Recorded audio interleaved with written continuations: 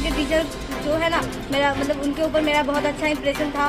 वो लोग बहुत अच्छा बोलते थे हमें, यार मेरे राहुल सर ये तो सबसे मतलब हद से ज्यादा योगदान बोला जाए तो इनका है। उम्मीद क्या थी? मेरा उम्मीद था कि हम टॉप करेंगे, इतना तो बहुत था। हम जानते थे कि हम जितना पढ़े हैं, जिस हिसाब से पढ़े उस हिसाब से कॉमर्स में तो हम जरूर था। मेरा घंटा ऐसे तो बोलेंगे नहीं कि हम कितना घंटा पढ़ते थे, मतलब कितना देर तक पढ़ते थे, बट इतना बोलेंगे कि हम 10 से कम घंटा नहीं पढ़ते थे। कैसे पढ़ाई की, घर पे की बाहर?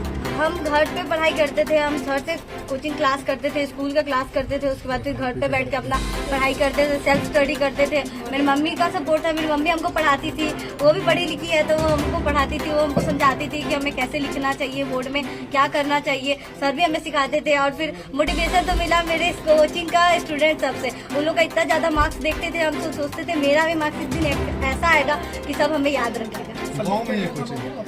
मेरा सब्जेक्ट, मेरा 5 सब्जेक्ट था और एक एक्स्ट्रा था। मेरा अकाउंट सब्जेक्ट था और मेरा ईपीएस एंटरप्रेन्योरशिप था, मेरा इकोनॉमिक्स था और मेरा हिंदी इंग्लिश था और ये था मेरा एक्स्ट्रा ईपीएस था। कितना नंबर? क्या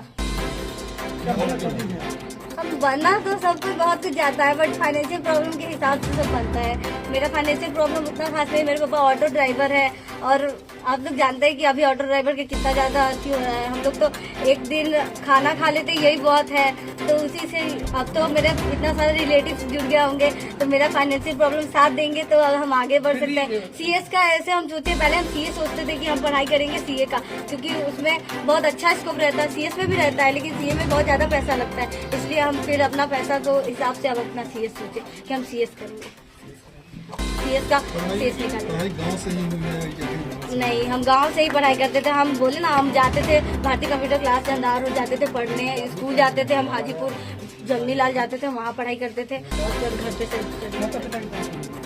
माता पिता सबको जानता है कि माता पिता अगर सहयोग ना करे तो बच्चा कहीं जा ही नहीं सकता हो।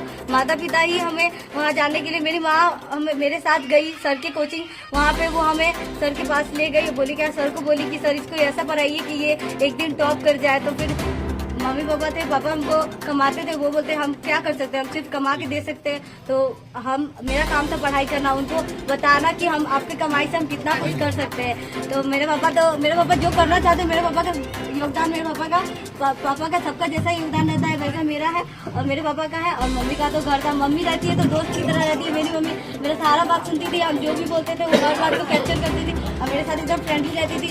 हर किसी की मम्मी होती है जो मतलब बच्चे के साथ उस तरीके से बात नहीं करता है, बिहेव नहीं करता है, उसको अलग रख दिया जाता है, लेकिन मेरी मम्मी ऐसी नहीं थी। वो जब हम पढ़ते थे तो मेरे साथ बैठती थी, वो मेरे से बातें करती थी, वो मेरा पूरा सब सहयोग करती थी। परेशानी कहाँ है? मेरा किस चीज का परेशानी? हाँ, पढ़ाई के दौरान फाइनेंशियल प्रॉब्लम होता था हमें, मतलब सर को फीस देने में कब कभी प्रॉब्लम होता था। तो हम एक दिन सर को बोले कि सर हमें थोड़ा सा फाइनेंशियल प्रॉब्लम था। सर बोले कि एक काम करो, तो मेरे यहाँ पे काम कर लो, 1 घंटा का हम सर का काम कर लेते थे और उसी में 500 रुपये मतलब डायरी मेंटेन कर, सर कंप्यूटर क्लास भी सिखाते हैं तो उन्हीं का डायरी मेंटेन करते थे हम, और 1 घंटा एक्स्ट्रा काम करके और हम 500 कमाते थे, उसी से हम कोचिंग करते।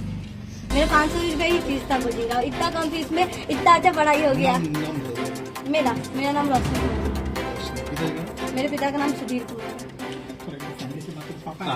मेरे पापा